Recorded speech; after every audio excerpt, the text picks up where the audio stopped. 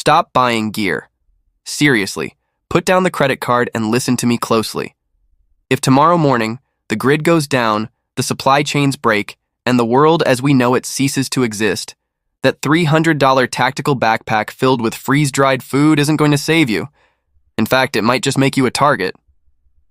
I know, the survival industry hates hearing this.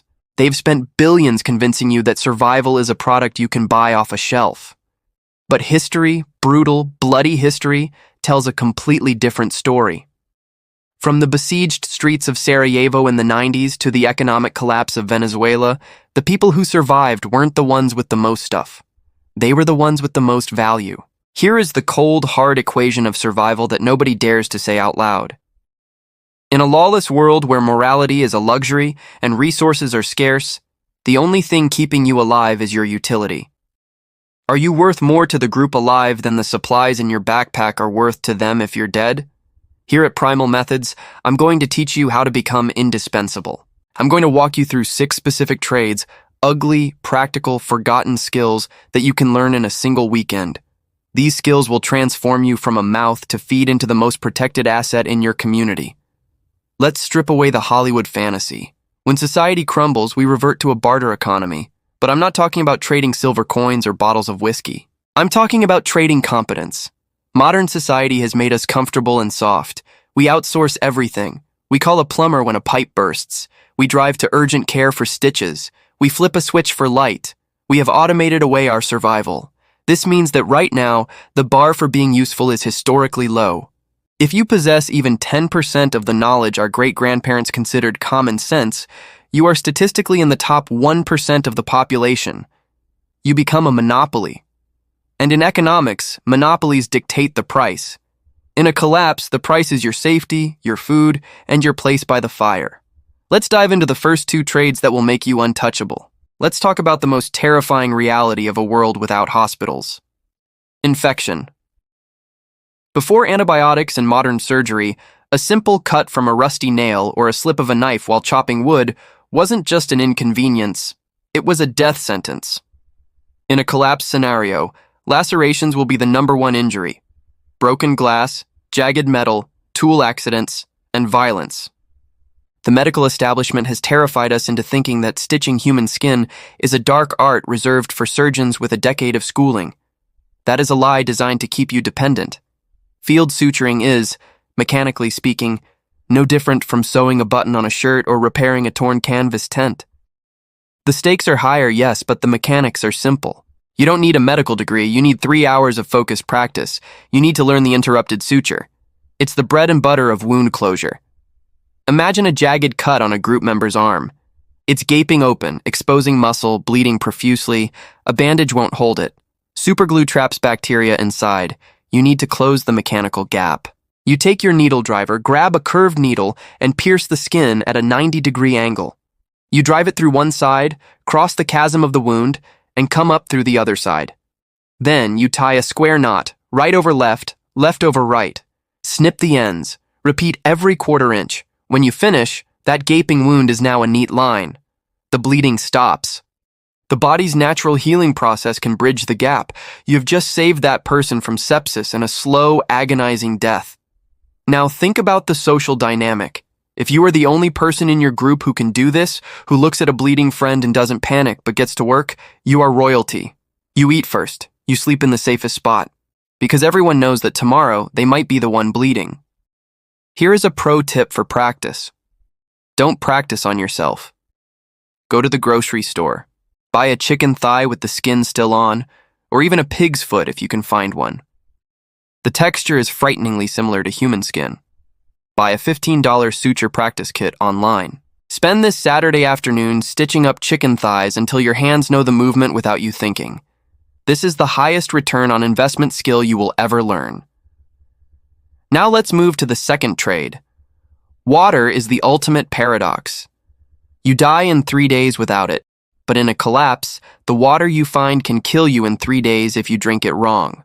Dysentery, giardia, cryptosporidium, these aren't just words, they are microscopic assassins that have killed more humans in history than all wars combined.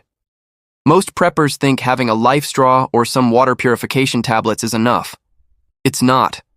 Filters clog. Tablets run out.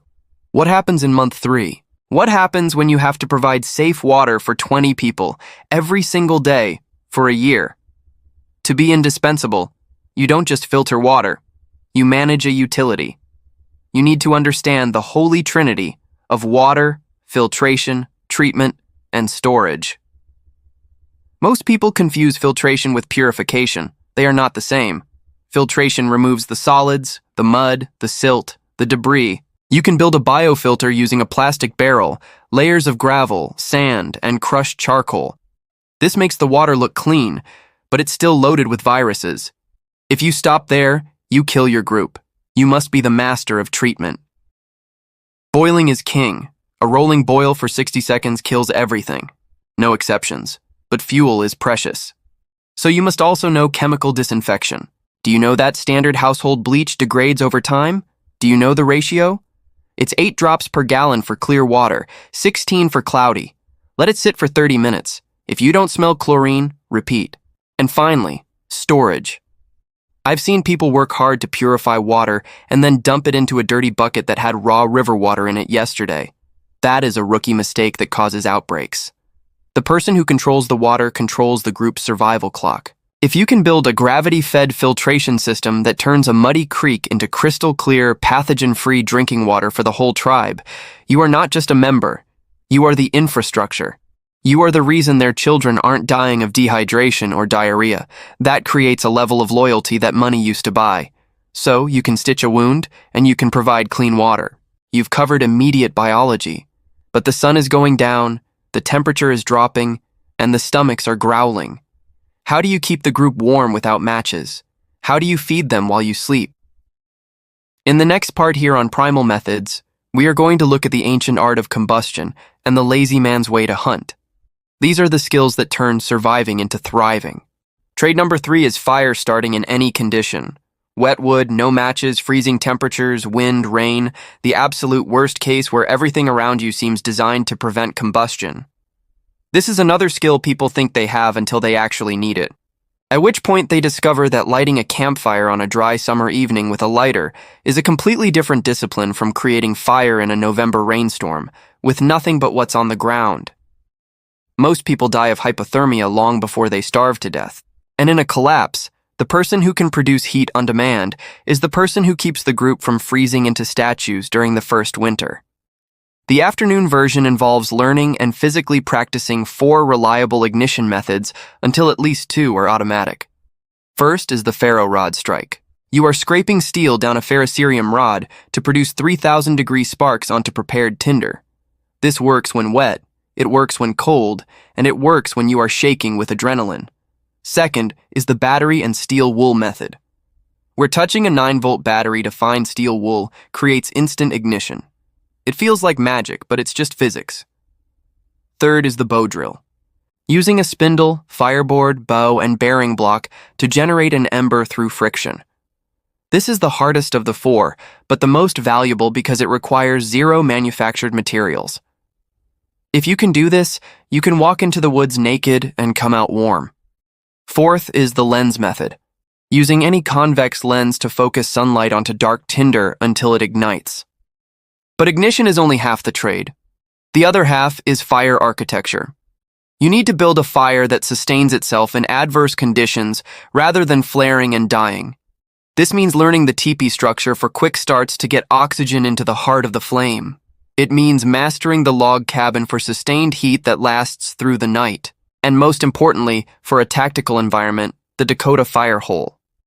This allows you to have a concealed fire that produces minimal smoke and maximum efficiency in a pit nearly invisible from a distance. A person who can reliably produce fire in any weather is solving the heating problem, the cooking problem, the water treatment problem, and the morale problem simultaneously. Fire is primal. It signals safety, and a group that has that person sleeps warmer, eats safer, drinks cleaner, and holds together longer than any group that doesn't. Now we move to trade number 4. Basic snare and trap construction. This is the skill that converts empty forest floor into a passive food production system that works while you sleep. It requires no ammunition, makes no noise, and scales up with almost no ongoing effort once the traps are set. Hunting with a weapon takes years to develop and depends on equipment that degrades or runs out. If you miss a shot, you've wasted calories and alerted everyone in a mile radius to your position. Trapping is the lazy man's hunt, and in survival, lazy is smart. You can learn this in an afternoon with materials found anywhere like wire, cordage, sticks, and a basic understanding of animal behavior. The core curriculum involves 3 trap designs covering the majority of small game. First, the simple snare, a loop of wire or cord on a game trail at head height that tightens when the animal moves through it. It's brutal, effective, and silent. Second, the deadfall trap, a heavy rock or log propped by a trigger mechanism that collapses when an animal disturbs the bait. This uses gravity as your weapon. Third, the spring snare, which adds a bent sapling so the loop lifts the animal off the ground, preventing it from chewing free and keeping the catch away from scavengers. The key insight that makes this a trade is volume. 1 trap might catch nothing. 5 traps along a game trail will probably catch something within 48 hours. 20 traps across a productive area produce a steady protein supply that feeds a group sustainably without anyone sitting in the woods for 8 hours hoping a deer walks by. The person who knows how to build and run a trap line becomes the group's protein supply chain. In a world where canned food is running out and nobody else knows how to convert forest into calories, that person has permanent job security. You are trading knowledge for sustenance, and that is a currency that never inflates. We have covered immediate survival with wounds, water, fire, and food. But what happens when the pharmacy shelves are empty and you need to build something that lasts? In the next part, we will cover the final 2 trades that turn you into the group's engineer and pharmacist. Trade number 5 is basic herbal medicine and plant identification for your specific region. I want to be careful here because the internet is full of dangerous nonsense about wilderness medicine. This is not about becoming a naturopath or memorizing every edible plant in North America. This is about learning to positively identify in a single afternoon the 10 to 15 most common and useful plants in your geographic area. We are looking for plants that grow abundantly, are easy to identify without ambiguity, and have documented properties addressing the most common collapse health problems. The specific plants vary by region, but the framework is universal. You want plants covering 4 critical categories. First is pain and inflammation. For example, willow bark contains salicin, the chemical precursor to aspirin. When brewed into tea, it becomes a powerful fever reducer and pain reliever. Second is infection prevention. You need to know about wild garlic, honey from abandoned apiaries, and broadleaf plantain. Plantain leaf, when chewed into a poultice, has been used across dozens of cultures for centuries to draw out infection and speed up wound healing. Third is digestive problems. In a collapse, dysentery and diarrhea will be rampant due to dietary changes and questionable water quality. Peppermint, ginger root, and blackberry leaf tea all address nausea and loose stools effectively. Fourth is nutritional supplementation. Deficiency diseases like scurvy will appear within weeks in groups eating limited diets of rice and beans. Knowing that pine needle tea provides massive amounts of vitamin C can prevent conditions that would otherwise slowly debilitate your community, or knowing that dandelion greens are more nutritionally dense than most cultivated vegetables. The person who can walk through a field and identify which plants reduce pain, fight infection, settle a wrecked stomach, and fill nutritional gaps becomes the closest thing to a pharmacist in a post-collapse world. And since actual pharmacies will be empty within days while plants keep growing, regardless of what's happening to civilization. This is a supply chain that never runs dry. Finally, we arrive at trade number 6, knot tying and basic rigging. This is the most underestimated trade on this list, and the one that quietly makes every other skill work better. This sounds comically simple until you realize that the ability to join 2 things together securely under load is the foundational mechanical skill of survival. You need a knot that holds when needed and releases when you want it to. This underlies almost every task involving building, climbing, hauling, securing, or restraining anything. The afternoon curriculum is surprisingly compact. If you learn 8 knots, you handle roughly 90% of every rigging situation you'll encounter. The bowline is a fixed loop that doesn't slip, used for rescue harnesses and anchor points. The clove hitch allows for quick attachment to a post or branch, the default lashing starter for shelter construction. The taut line hitch is an adjustable loop that slides to tighten but grips under tension, perfect for guy wires on your shelter. The trucker's hitch creates roughly a 3-to-1 mechanical advantage. It literally turns one person into three for hauling heavy loads and securing cargo. The figure 8 on a bight is essential for climbing anchors. The sheet bend is used for joining ropes of different diameters. The timber hitch is designed for dragging heavy logs and objects. And the prusik knot grips a rope under load but slides when unloaded, allowing you to ascend a vertical rope with nothing but 2 cord loops and your body weight. A person who ties these 8 knots from memory can build shelters that survive windstorms. They can rig systems that move objects too heavy for hands alone. They can create climbing setups for elevated access or escape. They can secure transport loads, build improvised bridges, set up tripwire perimeters, and construct elevated food caches safe from animals and theft. Every trade on this list works better when combined with proper knots, making this the multiplier skill that amplifies everything else you know. Here's what ties all 6 trades together. In a collapse, you don't have years to prepare. The window between society is functioning and I need to be valuable to survive can close in days. When it does, the people who spent preparation time buying gear instead of learning skills are holding expensive objects they can't leverage into relationships or protection. Meanwhile, the person who spent 6 afternoons, 1 per trade, maybe 30 hours total, is in a different league. You learn to close wounds, purify water, start fires, set traps, identify plants, and tie knots. You are now the most valuable person in any group you join, not because you are the toughest or most armed, but because you can do things nobody else can do that everybody desperately needs done. That is the real survival strategy. Not stockpiling, not fortifying, not arming yourself to the teeth. The real strategy is making yourself so useful that taking you out would hurt the group more than anything they could gain by doing it. You become infrastructure. You are the water system, the medical department, the fire service, the food supply, and the engineering team wrapped into one person. And you learned it all in less time than most people spend watching television in a week. The collapse doesn't care how tough you are. It cares what you can do. And if what you can do is keep people hydrated, fed, warm, healthy, and structurally secure, then you are the last person anyone lets go of.